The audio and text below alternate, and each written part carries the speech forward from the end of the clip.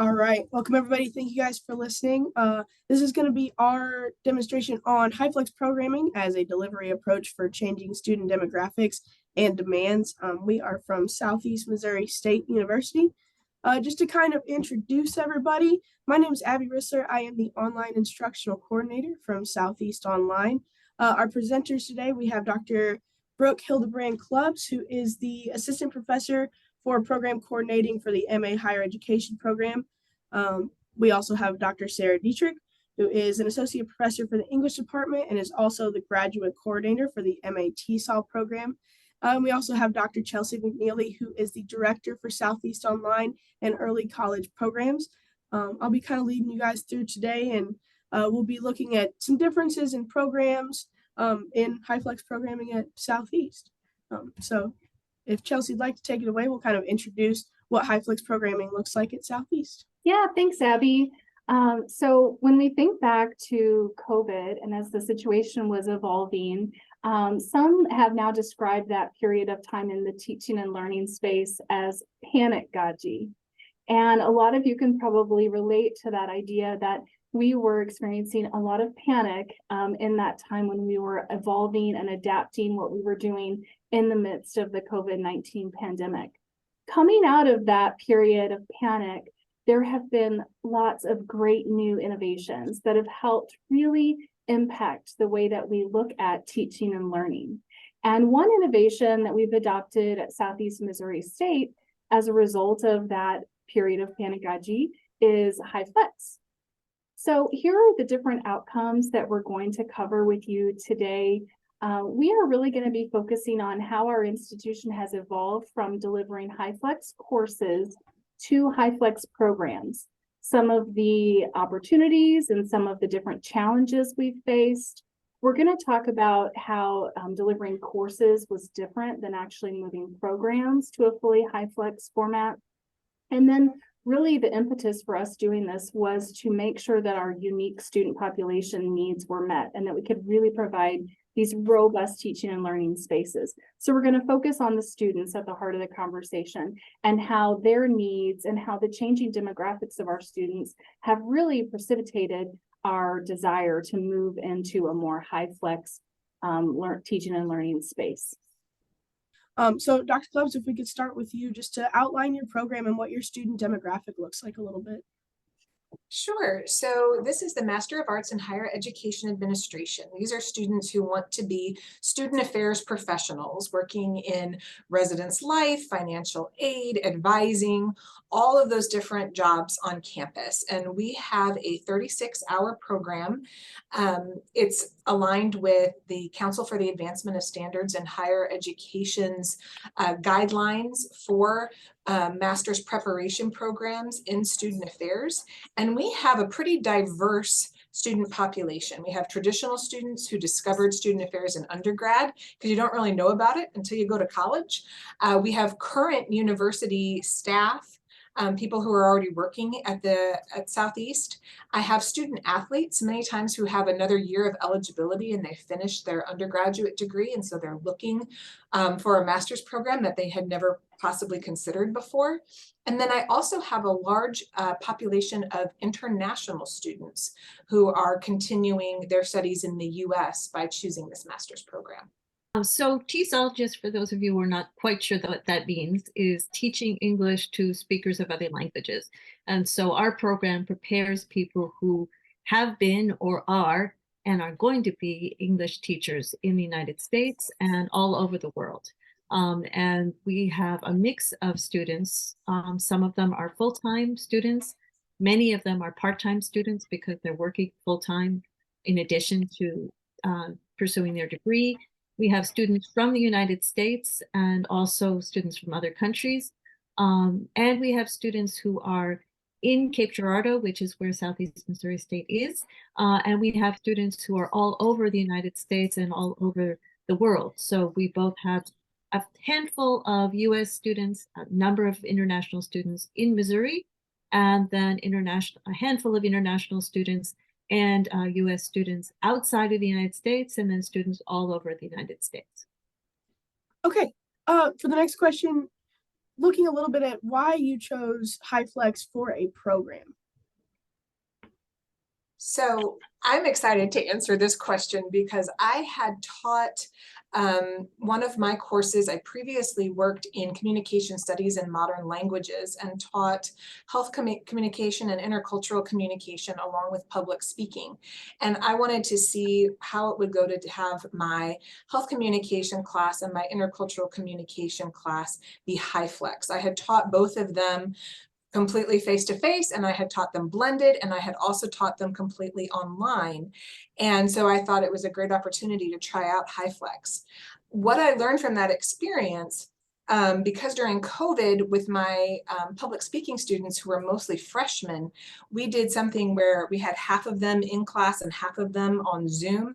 And towards the end of the semester, I had almost all of my students on Zoom. They weren't making the best choices for themselves. Meanwhile, my more advanced students in health comm and intercultural comm were really making good use of the HyFlex modality. That prefrontal cortex was a little bit more developed.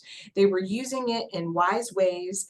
And so when I applied for the position in my current role, they had originally wanted this program to go 100% online. And I looked at their demographics and I thought, well, that would rule out all of the international students that we have here because their visa requires them to have some face-to-face classes. A lot of the people who are working at Southeast and are non-traditional students are not as technologically savvy as some of our more traditional students and would prefer the sort of old-fashioned face-to-face interaction. So I proposed taking classes HyFlex and then ultimately making the whole program HyFlex instead of 100% online so that I could keep all of the students we currently have and hopefully attract more as well. So when I started at Southeast, which was about 5 years ago, we essentially had two different TESOL, Masters in TESOL programs. All of the content was the same, but all of the courses were offered both online and in a face-to-face mode. And with, as Chelsea said, with COVID, we moved to HyFlex. I actually taught an entire year from Massachusetts, where all of my what would have been face-to-face classes were HyFlex. So like Brooke, got a lot of experience with that kind of platform. And so frankly, we've never gone back. All of the courses that would have been face-to-face in the past are now HyFlex courses. Abby was mentioning that we're not 100% HyFlex at this point. There still are some classes that are 100% online, but essentially each course most of our courses, students who want to have the opportunity to come to campus or to take part in synchronous online opportunities can. And then we have students who are 100% asynchronous in all of the courses across the program. One of the things that I really tried to do when I started this was to make sure I talked with all of my different stakeholders and got all of their feelings and thoughts about this and incorporated that. And everybody was really supportive in theory. And much like Dr. Dietrich says, when it's time to apply what you know, some students or faculty then suddenly there was a little bit of resistance when it actually came time to implement. I don't know exactly what they thought was going to happen, or maybe they didn't think it was really going to happen, but we're bringing those folks along. And that same thing has happened with having to do things in new ways when at the university there are old policies and procedures in place. For example, a lot of the classes in our program had been taught in a blended format. So I made things HyFlex and blended, which didn't send off any alarm bells anywhere for several semesters. And then this past semester, our registrar was like, no, you can't do that. Because if it's blended, that means somebody has to be online some of the time and you can't ask them to do that. And ultimately, our vice provost intervened and was like, well, everybody gets to decide how to utilize their class time, and they've been doing this, and there hasn't been any problem, and it's not an issue with accreditation, and all of those types of things. But it was pretty tense there for a second because we thought me and all of our adjuncts were going to have to add another like hour and a half of instruction face-to-face during the week. And so you have to have some real advocacy for your program and have your allies, have your tribe that can, help make these things happen. I think that Brooke really brought up so many important points about the decisions that are sort of have to be in place in and around the courses. I would say that my own experience has been, and maybe this is on me, that I have not reached out as much as I could have to other stakeholders. And so it's been, I found that putting together a high quality course in any modality is challenging, and to make a high quality HyFlex course is particularly challenging. It takes extra work. Ultimately, I think it's absolutely worth it, but I think we need to be honest about that. I would say for me, some of the challenges have been that my courses are almost, we have a few photos to show you and you'll see what I'm talking about, that my classes are almost entirely discussion based, and there's a lot of small group work. That works really well when we can zoom around the class on our little chairs with wheels, but it gets a little bit more complicated when we have some of the people on Zoom. And I've gotten very used to, and my students have gotten very used to sort of shouting at the ceiling, which is where the microphones are. And also we've thought a lot about where the cameras are. And I have to say thank you to Chelsea, who came to my classroom and helped me think through what and made it possible to add cameras. So for me, I think something that I think a lot about is how can the teaching drive the technology as opposed to having the technology drive the teaching. And I think for that to happen, different stakeholders do need to be in the classroom together and talk about, well, what does teaching look like, at least in this particular context? So and then if we could kind of quickly walk through some of our HyFlex successes that we've had as well. So again, the students who benefit from HyFlex really benefit. I've had some non-traditional students who've told me this was the only way that they could have pursued a master's degree. They chose to enter the program when they found out that it was HyFlex. And so sometimes they're in class, sometimes they're on Zoom, sometimes they're asynchronous because it depends on whether or not they got a babysitter. I've got some staff who travel for recruitment that work in admissions, and so that flexibility and modality helps with my student athletes when they're traveling for games. And then I have had several students who took jobs away from Cape Girardeau in the midst of the program, and they were still able to finish their master's degree because of the HyFlex. Even though they had previously been face-to-face all the time, they became a Zoom or asynchronous student. And then I have a couple of students who have some pretty serious health issues. And so this gives them the flexibility they need to not fall behind when they have a hospitalization. And for me, I think that the challenge that I mentioned on the first or the last slide is actually the strength of the HyFlex program. It allows us to bring people together who otherwise would not have the chance to work together.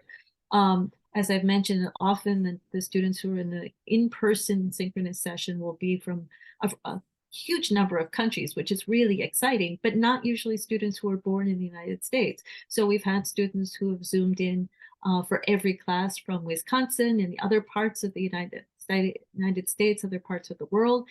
So it gives people a chance to interact with people that they otherwise wouldn't have a chance to meet. And to be very, very frank, I mean, I think we need to talk about the nuts and bolts of things. Courses need to have enough people in them to be offered. And so HyFlex gives us the option of having 7 to 10 to 12 people in an in-person class, and for the class to run, because even if there might only be a smaller number in the classroom at one time, there might be 20 or 25 students in the class total. And so that allows us to offer opportunities for the in-person students, which might not exist actually without this option. Yes, thank you guys so much for that just quick look at how you have innovated your programs into HyFlex programs. As we've come out of Panic Goji, we really have found strategic ways to meet the needs of our students. And HyFlex has been certainly one of those ways. I hope the viewers are inspired by your tenacity and your creativity and your willingness to continue to find ways to put square pegs in, round holes. It's just, it's been a challenge for sure, but you guys have seized those and you've created loads of opportunities. As Dr. Dietrich said, we really let the teaching drive our technology decisions, and we really let our students drive our teaching decisions. So thank you all very much for letting us share today about our 2 HyFlex programs at Southeast.